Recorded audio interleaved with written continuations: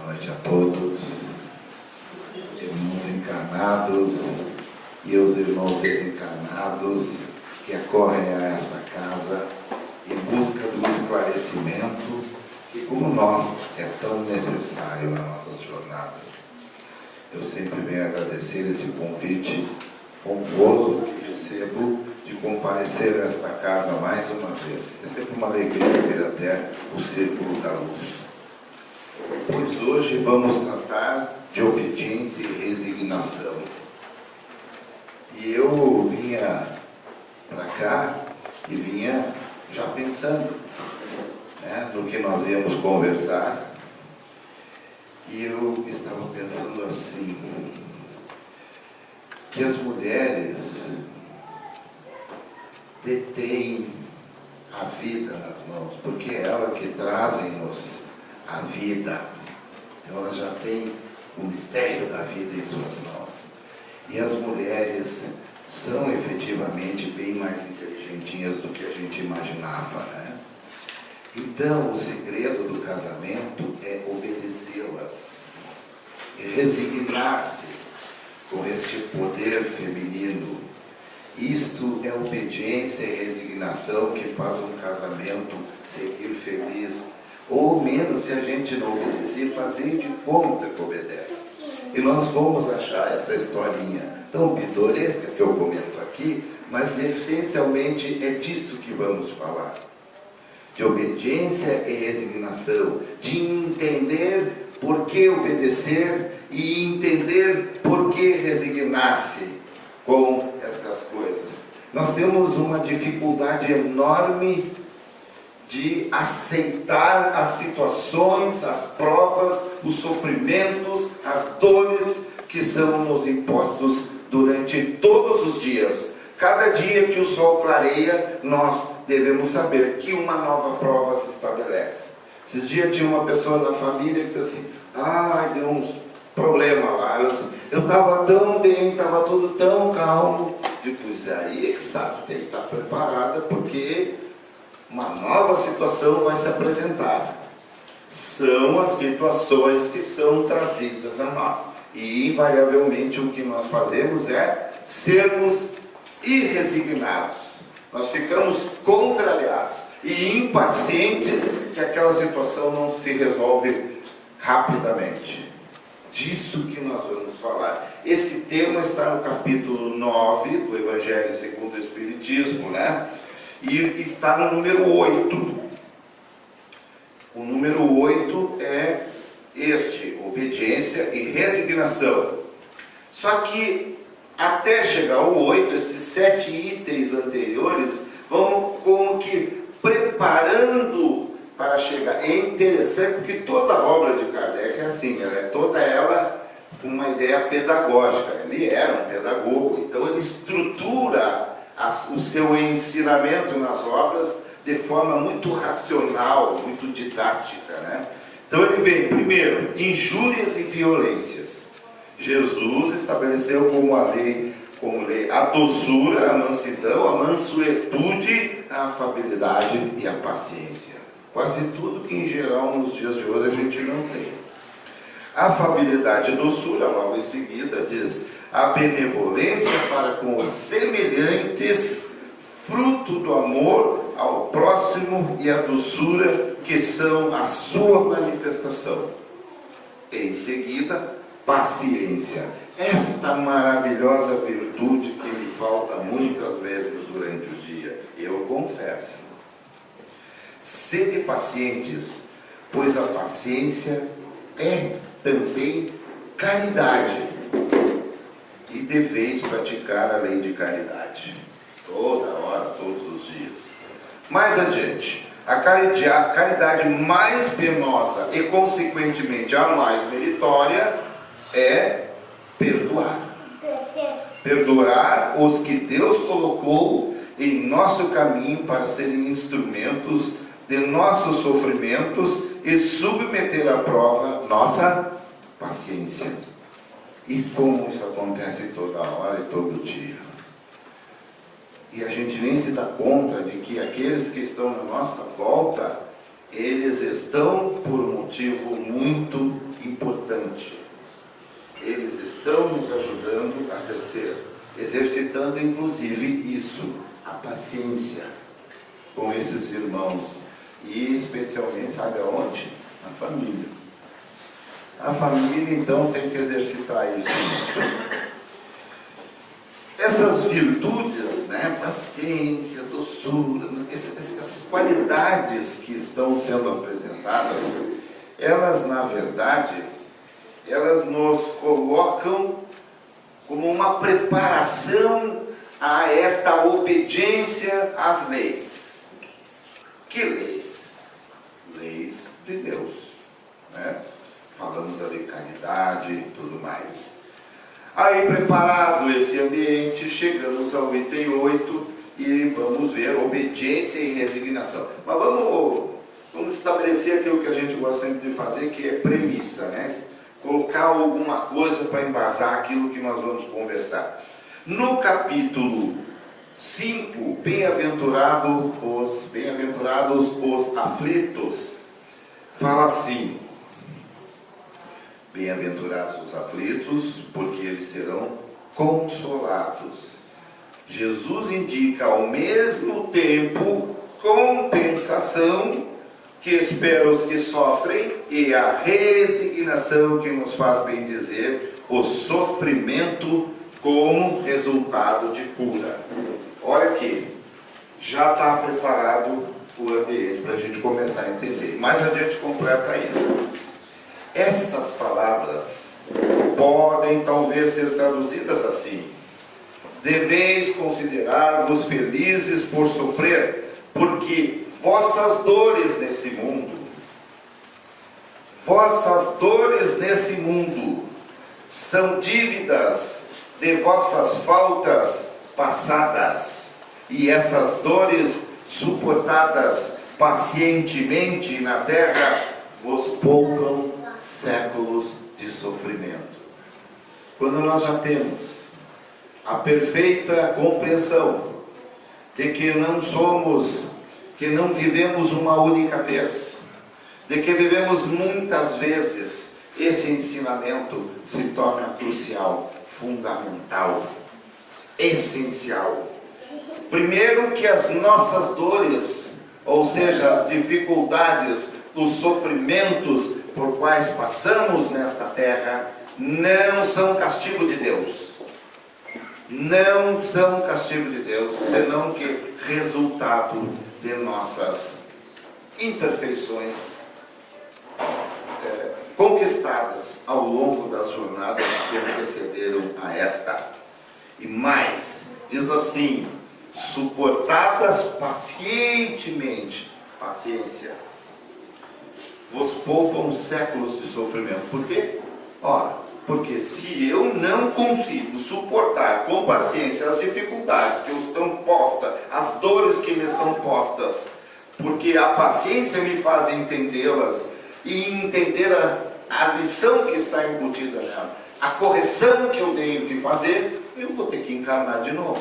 Outra encarnação, mais 50, 100 anos, outra encarnação, mais 50, 100 anos, séculos de sofrimento, porque eu vou ter que passar até que eu aprenda. Porque às vezes a gente, aí parece, aí quando a gente vê umas coisas malucas aí fazendo, hoje teve outro, né? Aí eu digo, como é que pode o mundo ter isso? Tem, gente, são esses irmãozinhos que estão com séculos de atraso. Então eles estão ainda nesse estágio de fazer essas coisas, essas atrocidades. Mas o mundo está melhorando, não fiquem com uma visão apocalíptica. Meu Deus, o mundo assim, o que vai... O mundo está melhorando, mas tem essas figuras que estão ali, ainda rateando, demorando, patinando para andar, né? Paciência, doçura, mansuetude, calma diante da vida, dos sofrimentos, resignação. Afinal, do que estávamos falando de uma lei divina, lei de causa e efeito. O que resulta hoje é efeito dessas causas anteriores, né?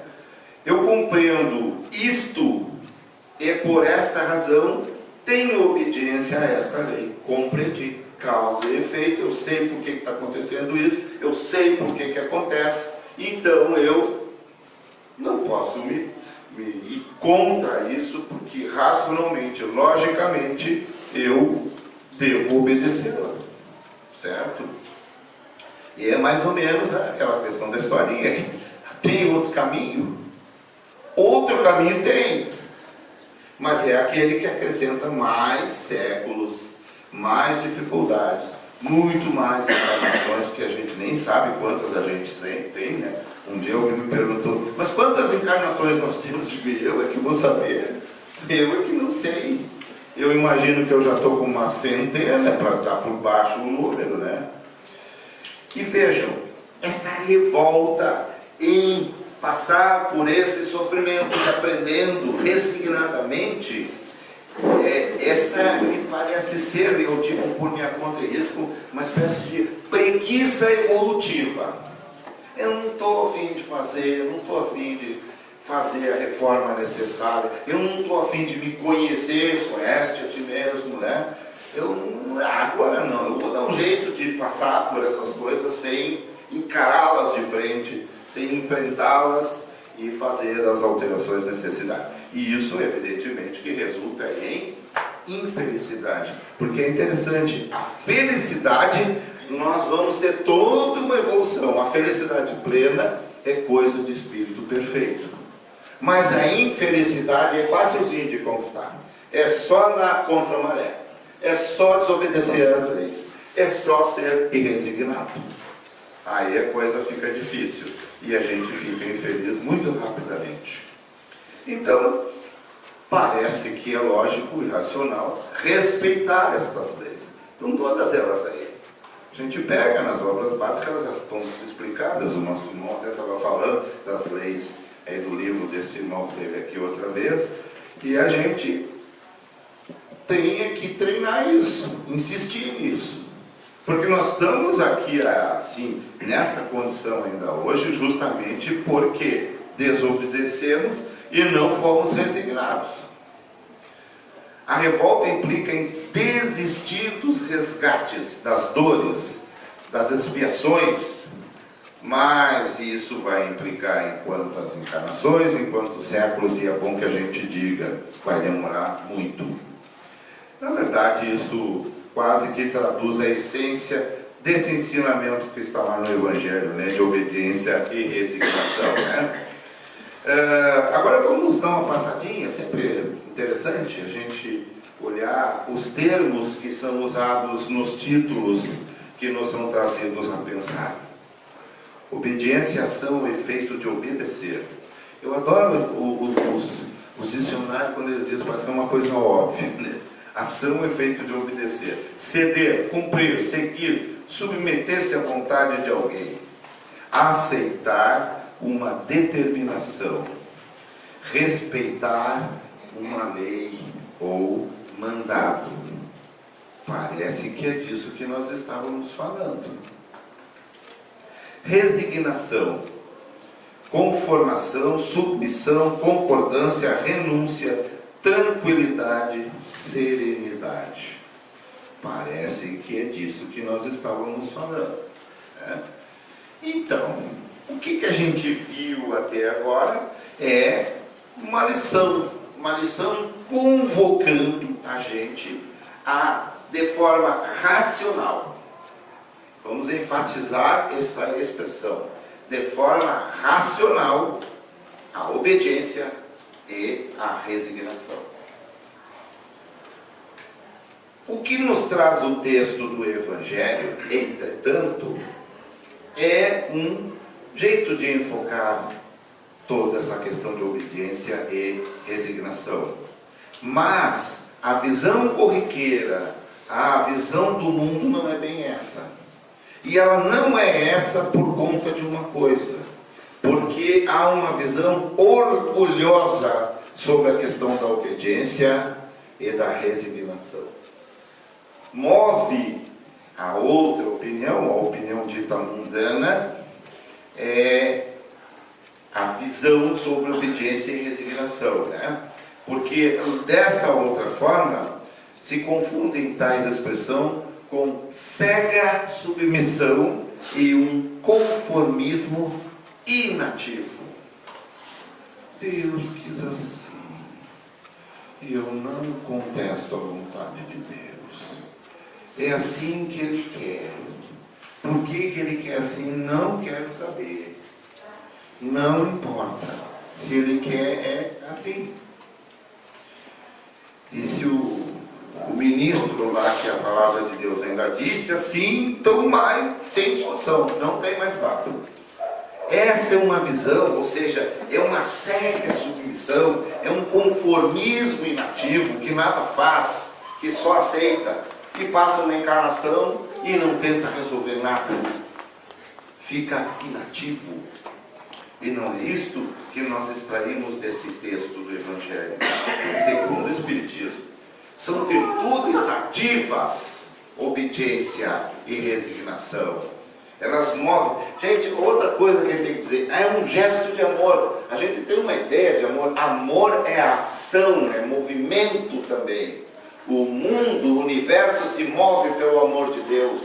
Portanto, amor é movimento, não é inatividade, não é falta de ação.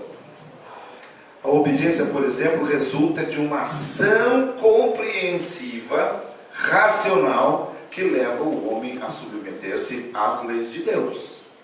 Ele pensa sobre elas, lei de ação e reação, causa e efeito, se quiser, porque reconhece nelas sabedoria. E quando ele tiver pleno conhecimento, vai saber também que é misericórdia de Deus. Sabe? São as leis de Deus que regem o universo e a vida dos homens.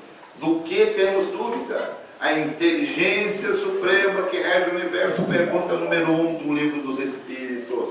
Não é o que é Deus. Perdão. Não é o que é Deus, mas o que é Deus.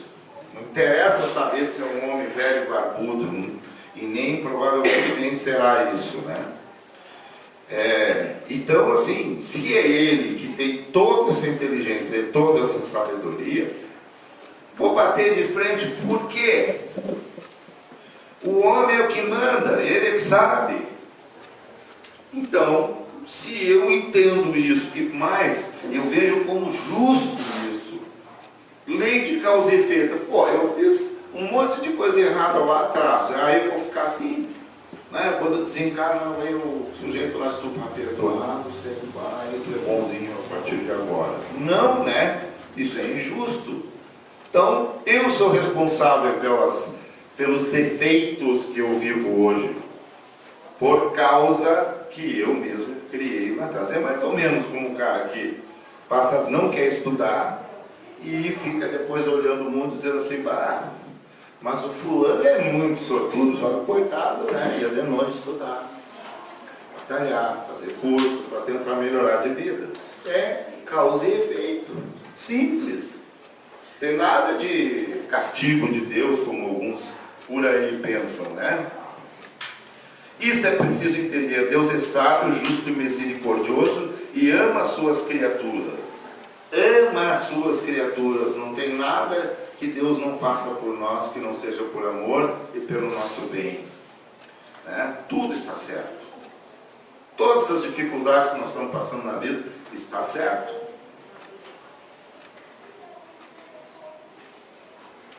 Essa sabedoria divina, esta lei do progresso, outra lei, né? Que impõe aos homens uma sequência pedagógica capaz de fazer os espíritos evoluídos e perfeitos. Sequência pedagógica. Quero dizer, as jornadas encarnatórias, cada uma delas é uma história pedagógica. Nós viemos para cá para passar por X situações e aprender com isso e nos elevarmos mais um pouquinho durante a vida e até para depois do desencarne. Nisto resulta a perfeição das obras de Deus, na imperfeição que pode se auto-aperfeiçoar. Isso é maravilhoso, gente. Alguém dizia assim, vocês espíritas, Então por que Deus não fez vocês tudo, os espíritos tudo perfeito? Por que não? Isso era muito fácil. A maravilha da obra de Deus está em que suas criaturas são imperfeitas e podem se aperfeiçoar, e independente da vontade de Deus. Elas já são criadas e se movendo diante das leis de Deus, dentro dessas leis que regem o universo, ele se aperfeiçoa. Já pensou que obra-prima é isso? Nós, hein? Nós. Quando o homem compreende esse processo, ele obedece. É racional essa obediência. E ativamente, ela é ativa porque a partir de então eu digo, vou me submeter a tais situações, aí eu me resigno, né?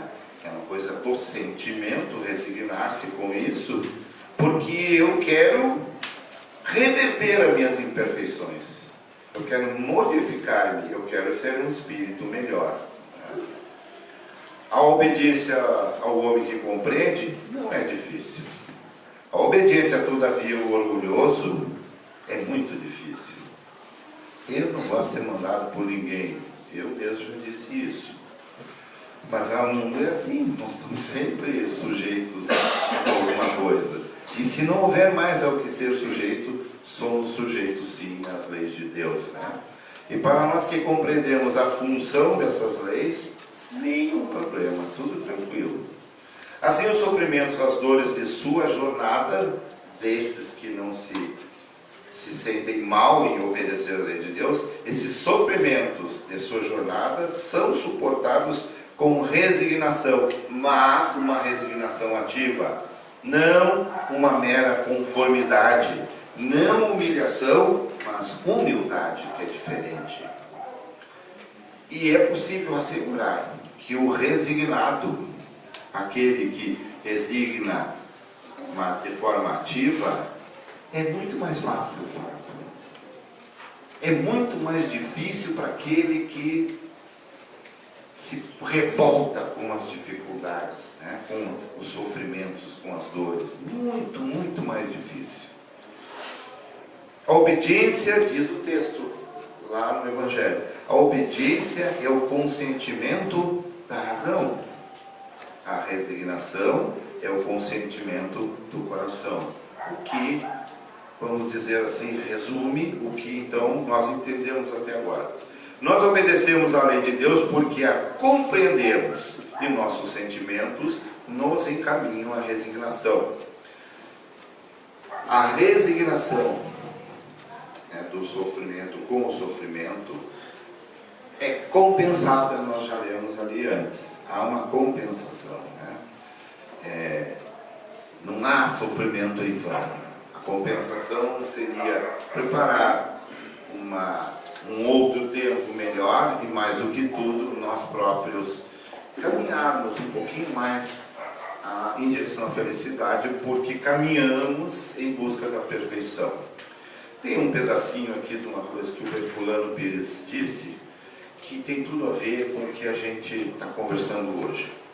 A resignação espírita decorre não de uma sujeição místico-religiosa a forças incontroláveis, que é isso que nós estávamos dizendo antes, né? É a vontade de Deus, te revolta e o demônio vai te pegar, alguma coisa do tipo assim, sabe? Não. A resignação espírita decorre não de uma sujeição místico-religiosa a forças incontroláveis, mas de uma compreensão do problema da vida. Quando o espírito se resigna, não se submetendo pelo medo, mas apenas aceitando uma realidade a qual terá de sujeitar-se, exatamente para superá-la, dizer, ou seja, ele entende essa realidade e sabe que ele tem que enfrentá-la, e assim ele supera, vence essa dificuldade. Não é, pois, o conformismo que se manifesta nessa resignação, por isso que ela é ativa, né? Mas a inteligente compreensão de que a vida é um processo em desenvolvimento, dentro do qual o homem tem que se equilibrar. A resignação ou a aceitação é ativa e consciente, enquanto o conformismo é passivo e inconsciente, não exige nada. Eu não me conformo, ponto. Nem sei por que eu não me conformo. Tá? Enquanto que esta resignação, ela diz, sim, eu estou resignado, porque eu preciso passar por este processo. É assim que é a lei. E eu vou porque isso é melhor para mim. Então vejam, é diferente de pregar um conformismo, gente. Sabe? Aceita, né? Eu queria um amigo meu, aceita que dói menos. Não, para um pouquinho. Vamos compreender isso. Depois que a gente compreende, entende que esse é um processo que é eterno, é de Deus, a gente já começa a pensar de forma diferente de quem apenas se conforma, né? Há um pragmatismo e dele resulta uma ação proativa de mudança, né? De mudança, de reforma. O pragmatismo é aceitar esta realidade, entender essa realidade, dizer, é assim, portanto, eu só posso agir desta forma e preciso agir desta forma. Por isso, bem-aventurados os que são mansos, porque darão ouvidos dóceis aos ensinamentos. Ensinamentos que estão aí nos encaminhando a entender esta realidade, entender esse processo da vida, entender como dinâmico, ativo, de amor, né, que eu preciso passar, e tanto mais eu vou passar, com menos dificuldade, quanto mais eu entender esta verdade, né? Ensinamentos que encontramos no Evangelho de Jesus, que está aí sinteticamente no Evangelho segundo o Espiritismo, porque ali está a moral de Jesus, não tem nada da vida de milagres, ali está a essência do ensinamento de Jesus, né? O próprio Jesus, aliás, e aproveitando, foi um exemplo de vida, de obediência e resignação. E alguém diria com sábia razão que, se não fosse assim, Jesus teria uma postura incoerente. É óbvio que ele que deveria mostrar como ser obediente às leis de Deus e resignado. E muito resignado ele foi, né? De tudo isso é preciso extrair uma grande lição contida no capítulo de hoje, né? E se traduz no seguinte texto que consta ali. Ambas, resignação e obediência, são forças ativas, porque levam o fardo das provas, que a revolta insensata deixa cair. Lindo isso, bonito. Exatamente isso. Quando nós desobedecemos essas leis, quando nós não resignamos, a gente, na verdade, joga esse fardo. E joga, e vem outra encarnação, junta de novo. Ou seja, revoltar-se contra as provas, revoltar-se contra a lei de Deus, né? Contra essa lei de ação e reação e a lei do progresso que nos impõe esta evolução, sempre, sempre. É desaproveitar as provas, é negá-las, né? Relevando o progresso moral para outras oportunidades, gerando mais sofrimento durante os séculos que nos aguardam. Muita coisa nós temos. Essa jornada de evolução, essa jornada de aperfeiçoamento não é rápida. Até porque nós escolhemos aprender pela dor e não pelo amor. Então, é um processo lento. Agora, tanto mais lento será isso, quanto mais nós tivermos revolta de tudo isso.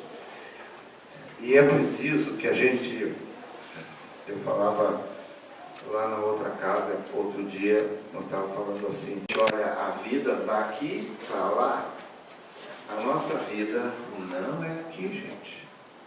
Nós estamos, é uma expressão que eu consegui apurar, num estágio no exterior. Nós estamos no estágio exterior. Quando nós desencarnamos, nós retornamos para casa. a nossa pátria. E nós estamos aqui justamente burilando o espírito para poder ficar muito mais tempo lá até o dia que não seja mais necessário encarnar. Porque como o Leon Denis diz, a nossa passagem aqui não é para ser molezinha, não, é para ter dor mesmo, é para ter dificuldade. É nesse sentido, é com esta função que nós encarnamos. Agora, se eu me indispor, se eu tornar mais difícil isso, mais difícil será. E além de tudo, quando nós estamos desencarnados, nós temos a certeza que é melhor estar desencarnado. Muito melhor. O corpo oferece uma série de dificuldades, assim, imensas dificuldades, mas é isso mesmo. É para isso que a gente encarna.